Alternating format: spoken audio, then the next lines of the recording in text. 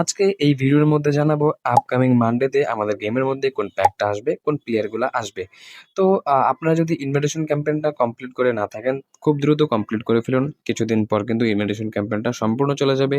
কিভাবে কমপ্লিট করবেন তা নিয়ে বিস্তারিত আমি একটা ভিডিও আপলোড করেছি। অবশ্যই দেখে ফেলুন, দেখে আসুন আরকি। এবং আপনারা ইনভিটেশন ক্যাম্পেইনের মধ্যে গিয়ে জাস্ট একটা ক্লোন খুলে ইনভিটেশন ক্যাম্পেইনটা অন করেন। দেন অটোমেটিক্যালি আপনি যখন মেইন অ্যাকাউন্টে গেম প্লে করবেন, অটোমেটিক্যালি আমার ইনভিটেশন ক্যাম্পেইনটা কমপ্লিট হয়ে যাবে।